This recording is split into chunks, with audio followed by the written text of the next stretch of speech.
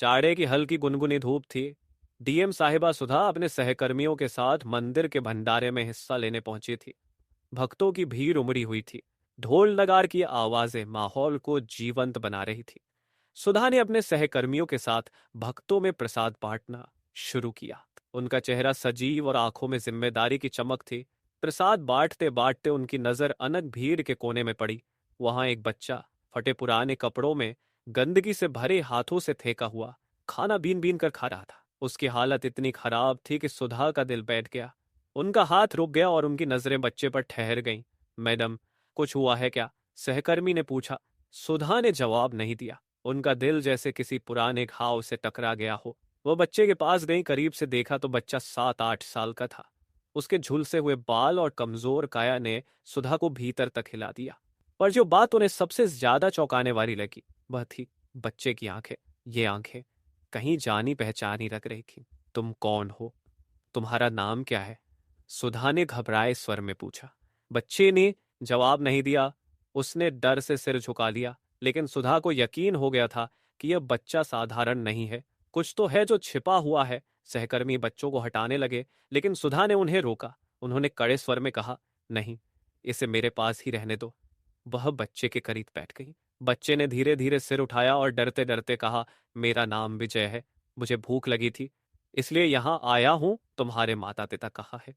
सुधा ने पूछा। बच्चे की आंखों में आंसू भर आए। मुझे नहीं पता, मां ने मुझे छोड़ दिया था। सुधा का दिल बैठने लगा। उनके दिमाग में कुछ पुरानी यादें उभरने लगी। उन्हें अपना अतीत याद आया, वह दर्द, वह परिस्थितियां जिनके चलते उन्होंने। तुम्हारे पास और कोई नहीं है? उन्होंने कांपती आवाज में पूछा। बच्चे ने सिर हिला दिया। सुधा का दिल जैसे जोर जोर से धड़कने लगा। उन्होंने धीरे धीरे बच्चे को गले लगाया। बच्चा सहम गया था, लेकिन सुधा की आंखों से आंसू रुकने का नाम ही नहीं ले रहे थे। भीड़ में खड़े सहकर्मी और भक्त यह दृश्य देखकर हैरान थे। किसी को समझ नहीं आ रहा था कि करेंगे। टीएम साहिबा सुधा इतने भावुक क्यों हो रही हैं, लेकिन सुधा के मन में सैकड़ों सवाल उमड़ रहे थे। क्या यह उनका वही बेटा है जिसे उन्होंने सालों पहले छोड़ दिया था? अगर हाँ, तो वह यहाँ कैसे पहुंचा? क्या यह नियति का खेल है या उनकी गलती का दंड? सस्पेंस की परत गहरी जा रही थी। सुधा ने बच्चे का हाथ थामा और धीरे से पूछा, तुम्हारी माँ का नाम क्या था?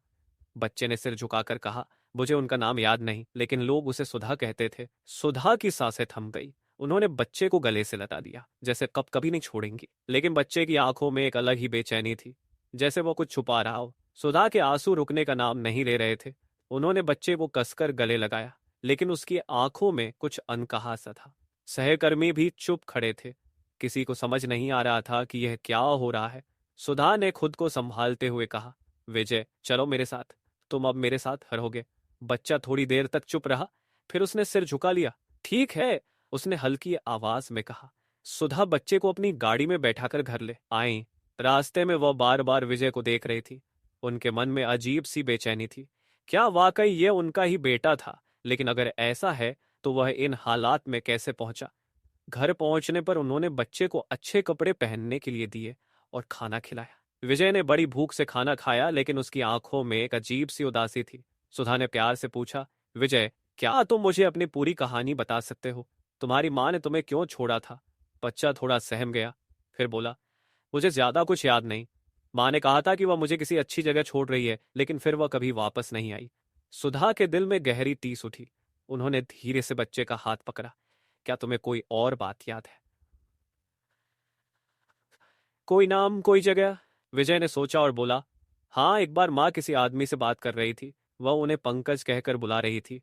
सुधा के दिमाग में यह नाम सुनकर एक झटका सा लगा। पंकज, उनका पुराना पति, वही व्यक्ति जिसने परिस्थितियों के चलते उन्हें छोड़ दिया था। लेकिन पंकज ने तो कभी उनका बेटा अपनाही की बात नहीं की थी। तो फिर यह सब कैसे हुआ? सुधा की बेचैनी बढ़ती जा रही थी। उन्होंने तय किया कि वह इस बच्चे के बारे में कुछ पता करेंगी। अगले दिन उन्होंने अपने एक भरोसेमंद सहायक को बुलाया और कहा, विजय के बारे में जितना हो सके पता करो। उसके परिवार, उसके अतीत, सब कुछ। मुझे हर जानकारी चाहिए। सहायक ने सिर हिलाया और तुरंत काम में लग गया। इधर विजय और सुधा के घर में सहज होने लगा था, लेकिन उसकी आंखों में हमेशा एक अजीब सी खामोशी रहती थी, जैसे वो कुछ कहना चाहता हो लेकिन कह नहीं पा रहा। कुछ दिनों बाद सहायक ने सुधा को रिपोर्ट दी। मैडम, मैंने पता किया। ये बच्चा एक अनाथालय में रहता था, लेकिन कुछ महीने पहले वहां से भाग गया। अनाथालय के रिकॉर्ड में उसकी माँ का नाम नहीं है, लेकिन पिता का नाम पंकज दर्ज है। सुधा का दिल धड़कने लगा। ये नाम सुनकर उनकी यादें फिर से ताजा हो गई। क्या वाकई ये बच्चा मेरा ही बेटा है? लेकिन अगर ऐसा है तो पंकज ने उसे अनाथालय में क्यों छोड़ा? सुधा ने तय किया कि वह खुद पंकज से बात करेगी। उन्होंने अपने एक पुराने संपर्क से पंकज का पता निकलवाया। कुछ ही दिनों में उन्हें पता चला कि पंकज पास के शहर में रहता है। अगले ही दिन सुधा विजय को साथ लेकर पंकज के घर पहुंची। दरवाजा खोला तो सामने एक अधेड़ उम्र का आदमी खड़ा था। उसे देखते ही सुधा के भीतर पुरानी यादें उमड़ पड़ी। पंकज, उन्होंने कांपती हुई आवाज में कहा। पंकज ने चौंक कर सुधा की ओर देखा। तुम यहाँ? और यह बच्चा विजय कौन है? और यह तुम्हारे नाम के साथ क्यों जुड़ा है? पंकज कुछ पल के लिए चुप रह गया। उसकी आंखों में झिझक और अफसोस का सागर उमड़ पड़ा। उसने धीरे से कहा, सुधा, यह एक लंबी कहानी है। सुधा की आंखों में आग जल उठी। मुझे हर चीज जाननी है। अभी विजय चुपचाप खड़ा ये सब देख रहा था। उसकी आंखों में डर और बेचैनी साफ झलक रही थी। पंकज ने लंबी सांस ली और कहा, मैं तुम्हें सब बताऊंगा। लेकिन उसकी झुकी हुई आंखें उसके भीतर छुपे गहरे दर्द को बयां कर रही थीं। सुधा के चेहरे पर उथल पुथल साफ झलक रही थी। मैं सुन रही हूं पंकज, सच्चाई जानने का अधिकार मेरा है, सुधा ने ठोस स्वर में कहा। पंकज ने विजय की ओर देखा और फिर धीरे से बोलना शुरू किया। सुधा, जब तुम्हारा जाना मेरे लिए सब कुछ खत्म कर गया था, लेकिन उसके बाद जो हुआ उसने मेरी जिंदगी पूरी तरह से बदल दी। सुधा चुपचाप खड़ी थी, लेकिन उनका दिल तेजी से धड़क रहा था। तुम्हारे जाने के कुछ समय बाद मुझे एक औरत मिली। उसका नाम ममता था। वह मेरी मदद करने की कोशिश कर रही थी, लेकिन मैं किसी से जुड़ने की हालत में नहीं था। फिर एक दिन ममता ने मुझसे कहा कि वह एक बच्चे की मां बनने वाली है। मैंने उसका साथ देने का फैसला किया, लेकिन पंकज की आवाज भर गई। उसने सुधा की ओर देखा, लेकिन वह बच्चा मेरा नहीं था। सुधा का चेहरा पीला पड़ गया। तो फिर ये बच्चा? ममता ने मुझे बताया था कि उसने मजबूरी में इस बच्चे को जन्म दिया था। उसका परिवार उसे अपनाने को तैयार नहीं था। वह कहीं और चली गई। और फिर विजय पैदा हुआ। तो फिर ममता कहाँ है? सुधा ने कड़वे स्वर में पूछा। पंकज की आंखों में दुख भर आया। ममता ज्यादा दिन नहीं जी पाई। बीमारी ने उसे हमसे छीन लिया। सुधा का मन उलझ गया। लेकिन विजय को तुमने अनाथालय क्यों भेजा? पंकज ने गहरी सांस ली। मैं उसे रखने की कोशिश कर रहा था, लेकिन हालात मेरे बस के बाहर हो गए थे। मैंने सोचा अनाथालय में कम से कम उसे खाना और छत मिलेगी, लेकिन यह फैसला मुझे हर दिन कचोट रहा। मैं उसे छोड़ना नहीं चाहता था। सुधा की आंखों में आंसू थे। उनकी नजर विजय पर पड़ी, जो चुपचाप पंकज की बात सुन रहा था। पंकज, ये बच्चा, ये बच्चा, ये बच्चा मुझसे क्यों जुड़ा महसूस होता है? सुधा ने धीमे स्वर में पूछा। पंकज ने चौंक कर सुधा की ओर देखा। मुझसे ये सवाल मत पूछो। मुझे खुद यह समझ नहीं आ रहा कि तुम्हारे इस बच्चे से ऐसा लगाव क्यों हो रहा है, लेकिन मैं इतना जानता हूं कि यह बच्चा खास है। विजय ने पहली बार बीच में बोलने की हिम्मत की। माँ, आप दोनों क्यों लड़ रहे हैं? मैं तो सिर्फ एक बच्चा हूं। क्या मैं किसी का नहीं हूं? उसकी मासूम आवाज ने दोनों को भीतर तक हिला दिया। सुधा ने विजय को अपनी गोद में खींच लिया। नहीं बेटा, तुम किसी के हो, तुम मेरे हो। लेकिन उनके मन में सवाल अभी भी जीवित थे। विजय कौन था? क्या वह सुधा और पंकज से जुड़ा था, या यह महज एक संयोग था?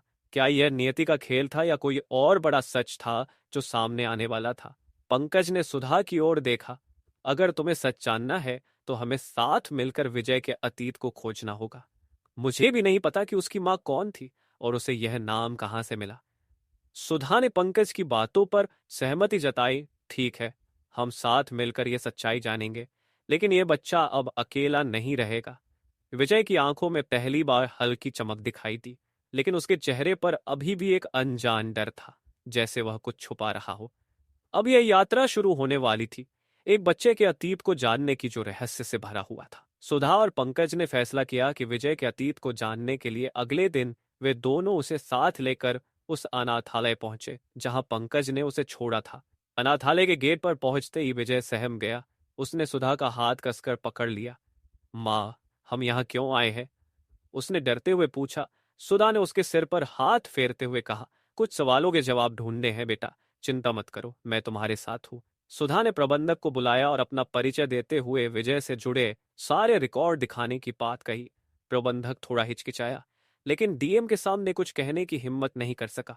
उसने फाइल निकाली और उनके सामने रख दी। फाइल को पलटते हुए सुधा के हाथ अचानक एक दस्तावेज पर ठहर गए। उसमें विजय के जन्म की तारीख और एक नाम लिखा हुआ था, ममता।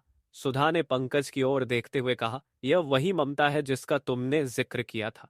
पंकज ने फाइल को गौर से देखा और सिर हिला दिया। हाँ, लेकिन इसमें कुछ और भी है। सुधा ने दस्तावेज को और ध्यान से पढ़ा। ममता ने विजय के जन्म से पहले अस्पताल में जो जानकारी दी थी, उसमें पिता के नाम की जगह खाली थी। लेकिन एक बात ने दोनों को चौंका दिया। ममता के संपर्क में दिए गए पते पर वह जगह थी जहां सुधा और पंकज एक साथ रहते थे। यह कैसे हो सकता है? सुधा फुसफुसाई। प्रबंधक ने उसकी उलझन देखकर कहा, ममता यहाँ पर कुछ साल पहले आई थी और बहुत डरी हुई थी, लेकिन उन्होंने हमें कभी यह नहीं बताया कि वह कहाँ से आई है। सुधा ने धीरे धीरे पते की ओर इशारा किया। क्या यह पता ही था? प्रबंधक ने सिर हिलाया। यह पता अस्पताल से मिला था। ममता इसे बार बार नहीं दोहराना चाहती थी। पंकज और सुधा दोनों के मन में शक की परतें और गहरी हो गई। क्या ममता किसी तरह उनसे जुड़ी थी? और अगर हाँ, तो उसने यह बात क्यों छुपाई? विजय चुपचाप उनकी बातों को सुन रहा था। उसने धीरे से कहा, मुझे कुछ याद है। सुधा और पंकज ने चौंक कर उसकी ओर देखा। क्या याद है बेटा? विजय ने धीरे से कहा, जब मैं छोटा था माँ मुझे किसी घर में ले जाती थी। वहां दीवार पर आपकी जैसी एक औरत की तस्वीर थी। माँ हमेशा उस तस्वीर को देखकर रोती थी। सुधा के पैरों तले जमीन खिसक गई। मेरी जैसी तस्वीर? विजय ने सिर हिलाया। हाँ, वही बाल, वही चेहरा, लेकिन माँ मुझे कुछ बताती नहीं थी। पंकज ने गहरी सांस ली। इसका मतलब ममता तुम्हारे बारे में जानती थी, सुधा। लेकिन उसने ये सब मुझसे क्यों छुपाया? उसने विजय को मेरे पास क्यों छोड़ा? उसने विजय को मेरे पास क्यों छोड़ा? सुधा ने प्रबंधक से पूछा, क्या आपके पास और कोई जानकारी है? कोई दूसरा दस्तावेज, कोई सामान जो ममता ने यहाँ छोड़ा हो? प्रबंधक ने थोड़ी देर सोचा और फिर कहा, हाँ, ममता ने एक छोटा सा बक्सा छोड़ा था, लेकिन वह कभी इसे खोलने नहीं दिया। अगर आप चाहें तो देख सकती है। कुछ ही देर में बक्सा उनके सामने रखा गया। सुधा के हाथ कांप रहे थे। उन्होंने धीरे धीरे बक्से का ढक्कन खोला। अंदर एक पुरानी फोटो थी। उस फोटो में सुधा, पंकज और एक औरत मुस्कुरा रहे थे। वह औरत ममता थी। यह कब की तस्वीर है? सुधा ने हैरानी से पूछा। पंकज की आंखें चौड़ी हो गईं। यह तस्वीर तब की है जब हम कॉलेज में थे। ममता हमारी दोस्त थी। सुधा का सिर घूमने लगा। कॉलेज के दिनों की धुंधली यादें उनके दिमाग में उभरने लगीं। ममता उसकी सबसे करीबी दोस्त थी जो अचानक उनकी जिंदगी से गायब हो गई थी। लेकिन उसने ये क्यों किया? और विजय का उनके साथ क्या रिश्ता था? नक्शे में एक पत्र भी रखा था। सुधा ने उसे उठाया और पढ़ना शुरू किया। प्रिय सुधा, अगर तुम ये पढ़ रही हो तो शायद मैं इस दुनिया में नहीं हूं। मैंने तुमसे और पंकज से यह सच छुपाया क्योंकि मुझे डर था। डर कि मेरी गलती तुम्हारी जिंदगी को तबाह कर देगी। पत्र यहीं पर खत्म हो गया था। सुधा और पंकज दोनों स्तब्ध थे। ममता ने कौन सा सच छुपाया था? और वह पत्र अधूरा क्यों था? पंकज चुपचाप सब देख रहा था, जैसे उसे कुछ और याद आ रहा हो। सुधा के हाथ से पत्र छूट गया। उनका मन असंख्य सवालों में उलझ गया था। पंकज ने गहरी सांस लेते हुए कहा, हमें और पता करना होगा। यह अधूरी कहानी हमें शांति नहीं देगी। कुछ दिनों की खोज के बाद सुधा को अपनी बहन का पता चला। जब वह उनसे मिली तो सच्चाई सामने आई। ममता ने सुधा की बहन से संपर्क किया था, लेकिन वह खुद एक कठिन परिस्थिति में थी।